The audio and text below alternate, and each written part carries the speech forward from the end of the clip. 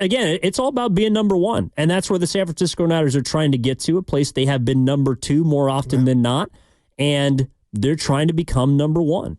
And it feels like, I don't know what you make of this, but okay, so they haven't won the Super Bowl, but they have a ton of players that are paid or will be paid like they're number one. And that was the theme of the interview with Jennifer Lee Chan in the previous segment, was Christian McCaffrey's number one. So he should be paid like he's number one. Trent Williams is the number one left tackle. He should be paid like he's number one. Nick Bosa's number one. I think when he got signed to his deal, Fred Warner was the top paid linebacker. Kyle Juszczyk remains the top paid fullback. Brock Purdy is going to get paid like the number one quarterback, I think, next summer. How can you keep doing that? How can you just keep making yourself number one when they're not? Right. And there's the next date, I believe, that comes with that, because as you keep kicking the can down the road in that quest for that chip, Evan, you understand the way and the game is set up. The monopoly aspect of the NFL is, you're as great as you are, you're going to lose pieces because of the MONEY. And if I were to ask you right now, are the Niners getting better or are they getting worse? I know Niner fans don't want to hear this, but I got to believe, Evan, the window is closing. They're still the best team in the National Football Conference. That's why they represented the NFC in the Super Bowl. But it's not going to stay open forever. Now, am I telling you Brock Purdy's going to retire in 3 years? Is his timeline the same as Trent Williams? No. But right now they're tied together. And the most important position outside of the quarterback, or the quarterback's best friend, is the left tackle. And I don't know what's going on and taking so damn long for Trent Williams to come back. But Evan, each year is its own entity, and that's why I love hearing Kyle talk about it should be 3. He's all in. Kittle's all in. You might have been out. Fred Warner joined about a week ago. Mm-hmm. Willard and Dibbs, and they asked him about the Super Bowl or bust, and he didn't run away from it, and he was saying, we've had some good times, but it is that in regard to capping off and being one of the best revered teams in 49er history. That's how dominant this roster has been. You talk about Kyle and his brilliance, Evan, not just from the offensive standpoint, just coaching. They have built something. So I just get frustrated when they squander opportunities in the big game, because, again, nobody cares. But to me, the Guru computer, the Niners, get this, Evan, could easily have 2 Super Bowls. And if Kyle didn't win another or sniff another NFC championship game, he would be at the table with Parcells, the Hoodie, all the Gibbs, Tom Landry, because you got it done with something you built. And right now that eludes them. And we did a show last Tuesday. We were having fun of Bonte and Shasky, and they were having fun with themselves about the first day of camp when they saw Trey Lance play, and, it went viral. They went viral with the excitement, and we kept playing it, and we had fun, Evan, with our bad takes or takes we missed on and hit on, mostly missed. And oh, I heard that show. Okay, also, you know what it was about. And I had a few in the chamber. If Steiny said, he put this one out there, not Dallas in 5, but he doesn't think Kyle would get one in a Niner uniform. And think about that. This dude is a baby in regard to, his age and coaching. He should have 2 early. I've gotten past that. He doesn't. But just think about how many more cracks, realistically, Evan, is he going to get as a Niner head coach, not just from the financial standpoint, to keep this roster intact. Well, the core has been pretty much unchanged for the Niners. Man. Even going back to 2019. I mean, you still have a lot of the same players on that side of the ball. You also have a lot of the same defensive players, and it's because in 2019, compared to this roster, they were relatively young. Deebo Samuel was a rookie. Yeah. Nick Bosa was a rookie. Now he's paid. Yes, Deebo. He is. You didn't have Trent Williams for that Super Bowl, by the way, although you were still a very good team. So, Fred Warner was there, obviously. Yeah, I mean, look, their core is intact. Yes. I find it fascinating, though, that a team like the Kansas City Chiefs, now they pay their top players, but as far as... Well, Tyreek Hill didn't get it. Exactly, though. That's my point. So they have not paid, like, the amount of players that are the highest paid at their position. I haven't looked at everyone. But I think I know where you're going. I think the Niners have the most highest paid players at their position. Damn. More than the Kansas City Chiefs. And the Chiefs are the team that has 3 Super Bowls. Now, the Chiefs obviously have, and been to 4. The quarterback. Yeah, they've been to 4. They have. Damn. I just find it interesting how the team that has been successful and is dynastic, really, is a team that's also comfortable with recycling, changing, and moving parts more frequently than a team that has not been at the mountaintop. I'm going to channel my inner Steiny. That's not even just about the 49ers, too. Like, other teams have remained pat, have kept their core together, but none have done it like the Niners. But, no, hey, you are right, and I can't take anything away, but does that really all boil down to the Chiefs got 3 Super Bowls because of the quarterback? As much as credit as I give Kyle for taking, I said it earlier, Jimmy and Brock Purdy, but the fact that the Chiefs have 3, does all that boil down to, yeah, you got the most top players at the positions, Niners, but we got the one. We got that guy, and his name is Patrick Mahomes. Well, I think they also have the best tight end in the league. Help me out now. If Chris Jones might be the best defensive tackle now He's up that there, no doubt. Well, now that Donald's not in the league anymore, so they've chose to keep that kind of top trio together, and they've paid them handsomely to do that. But they even played hardball with Chris Jones last year. You're right. I don't even think he was out there for week 1, right? Remember, he was. Yeah, exactly. He was watching the game. Yeah, he was out. So, the Chiefs have taken a different approach than the 49ers. Both have gotten them to their places. I just find it interesting. The Niners have all these number 1 guys. And again, the top 100 list is not set yet, but the Niners have right now 7 dudes in the first 90 spots. The 1 through 10 has still yet to be revealed, I believe, but Fred Warner was ranked number 11. He was at the time the highest paid linebacker. Number 14, George Kittle, was at the time the highest paid tight end. I think he's number 2. 97 on Madden. I told you guys 99. He was a 97. Nick Bosa. Gosh, Madden. I'm retired. Madden doesn't do it for me. Yeah, I'm with you. I was talking with Bonte and Lucas about this in the hall the other day. It just doesn't do it for me anymore. Nick Bosa is number 27. Brock Purdy is number 28 overall in the top 100. Deebo Samuel, number 30. Brandon Ayuk, number 66. And Dre Greenlaw, number 76. So, again, they have a lot of talent. And a lot of those guys are the highest paid at their position. Trent Williams, if he's in the top 10, that wouldn't surprise me. And I think he wants to get paid like he's the number 1 guy.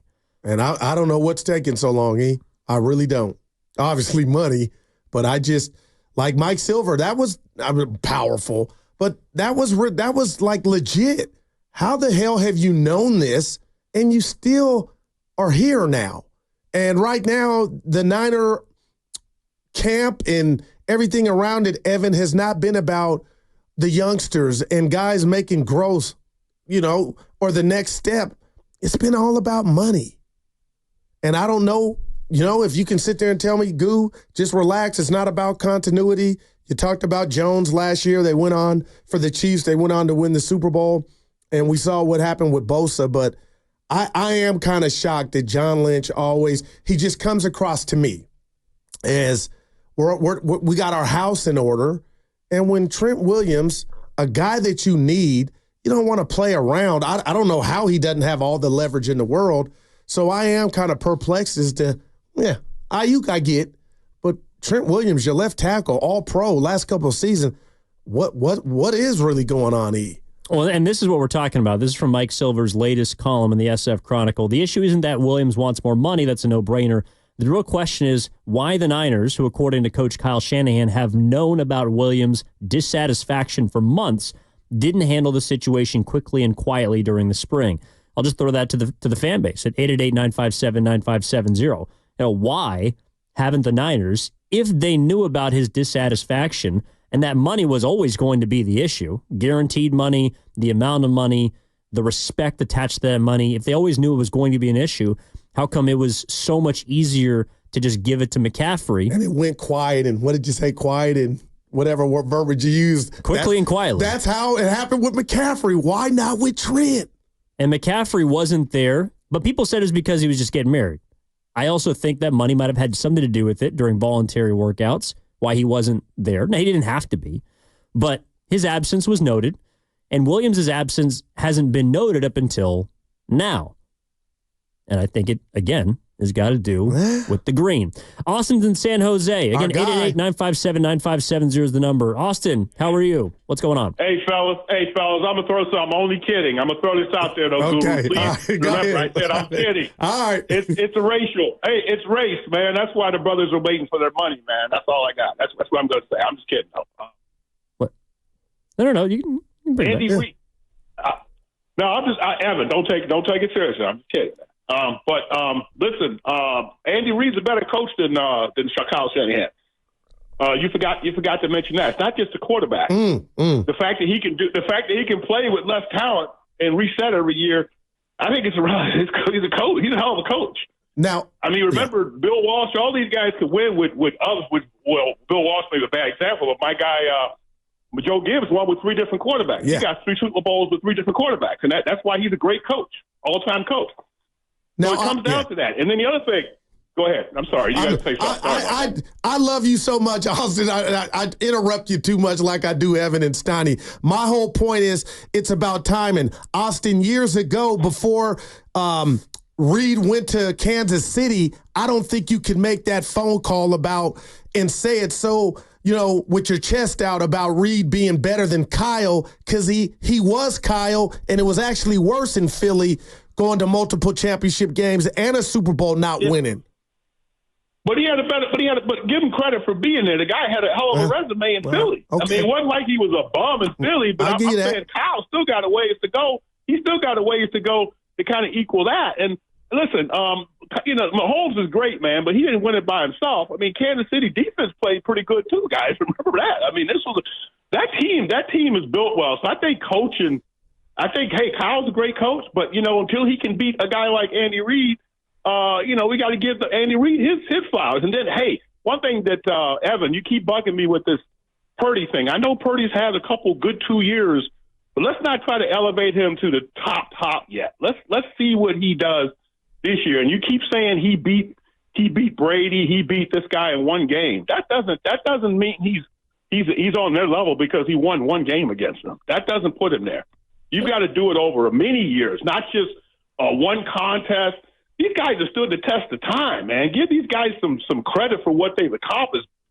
I mean, Purdy's had a couple good years, but he's not on that level yet, man. And the final thing, there is no way, I'm on record, Guru. Okay. There is no way the Niners are paying Purdy $65 million. There is no way he's getting that. Here's where I think he's going to be. Remember I said it. All right. 35 Put it in and 40. cap. 35 and 40. Oh, Austin, hey, that's a bet. We're going to bet lunch that he gets more than 35 and 40. I'm not saying he's worth more than that, but he's going to get that. Yeah. That's what he's going to get, and he's going to take it. Believe me. 35 and 40, man. Austin. Wow. The Black Steiny from San Jose. There's no way he's getting 35 or 40. Now, the race I thing, hope he's right. And I'm Malcolm X when I need to be. Yeah, I know.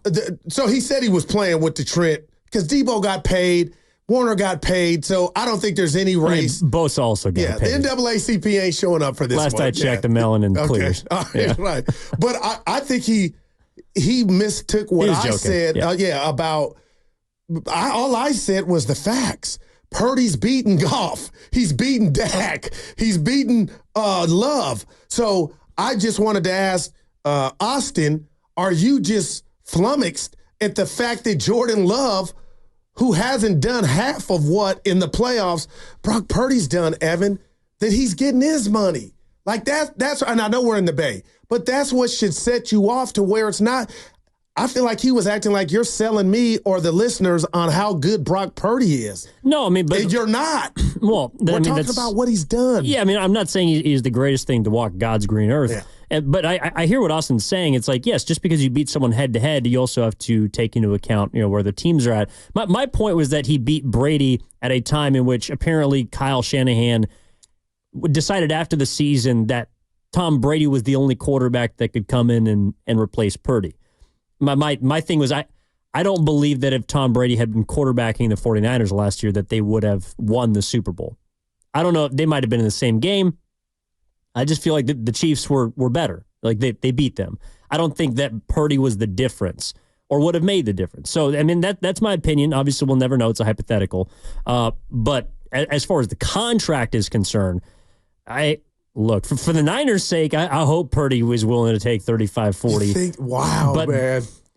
I can't see it. I'm totally with you. Not only, I don't think Brock Purdy is just going to be a $60 million quarterback. I think he's going to be the first $300 million quarterback. So give me this. I guess Mahomes technically, but. So is he going to look at it? And I kind of ran this by Stoney. Is he going to say, oh, I'm Mr. Irrelevant. I'm so happy to be in the league. I'll take 35-40. Hell nah. He's got people. He's got a camp. And it's what the going rate is. And it's like you putting your house on the market, Evan. If you got neighbors that sold your house for $1 million, you're not going to say, we'll sell it for $550. No, you're not. You're going to do that or more. No. I mean, look. That's a bet. I think he didn't say yes, but he said yes. Yeah, no. Look, we could definitely revisit that. I mean, Mahomes is right now the only quarterback that received a contract that is more than $300 million. You got it was like a 10-year, $450 million deal or something. I mean, there's different machinations and outs, but the point is, I think Brock Purdy is going to be the second quarterback to break the $300 million threshold. Mahomes is the only one that's done it so far in a single deal. I do think Purdy's going to do that next offseason. And that's, like, I could be wrong. I don't know what he could do if he's healthy. I don't know what he could do to make that not a reality, because he hasn't done anything so far, especially if they figure out the Ayuk situation and looks like, according to Colin Cowherd, a deal is imminent. Whether that happens or not today, tomorrow, whenever, I do think that Ayuk's going to be on the team. I think that they're going to find a way to restructure Trent Williams' contract. He's going to be on the team. All right. So essentially, you're running back the same offense next year. The only difference is that Brock Purdy, I think, will be a year better because he's got a year more of experience. It'll be his second full season as starter. Yeah. I don't see him taking such a significant step backward production-wise to the point where the Niners wouldn't be willing to give him that money. Now, again, I'm totally with you, but what about Kyle saying, I can turn Evan and Guru into quarterbacks I could win with, so I'm not going to invest and have half the cap going to this one player when I know I could go out and find something else. I think that's stupid. I think that's risky. But, Evan, it's not about Brock. It's about management and his head coach. Do you think Kyle is that, what word am I looking for, arrogant to where he's like, dude, I know the market says pay Evan 60. I just can't. And I could go get something equal for way lesser. For way less. I mean, I don't know about way less. And the thing about replacing Purdy, that is just a dangerous game. And I'll also tell you why on the other side, because right now I want to tell you about our Hoop It Up 3-on-3 basketball tournament returning to Thrive City for its second year. Sunday, August 11th from 9 a.m. to 7 p.m., 95.7. The game is putting a team together for the tournament, and we're paying for registration for 3 listener teams. That contest will be at Friday, tomorrow, high noon, 12 o'clock. Be there, be square on Signing Guru. The Hoop It Up tournament is established and owned by Kevin Garnett and includes recreational. Evan Giddings, the movie, this is going to be 4 hours if you're producing. What? You're right there? Sorry about that. By the way, Kevin Garnett, where was I? Kevin Garnett. Recreational divisions from ages 8 to 18 plus, as well as adult divisions at all levels. Each team is allowed a max of 5 players with 3 players on the court, 2 subs. For more details, go to hoopitup.com/San Francisco. If you think you can beat our team, make sure you're listening tomorrow at high noon, less than 24 hours away. We're giving away 3 free entries for teams, listener teams, to the tournament. If you win, you'll be able to field your squad 3-on-3 and take on the competition. Evan Giddings in for Matt Steinmetz with Daryl the Guru Johnson. Also, make sure to download the Odyssey app directly from our QR code on both YouTube and Twitch. Brought to you by First NorCal Credit Union. For a low-rate auto loan, apply online or just ask the First NorCal Financing at the dealer.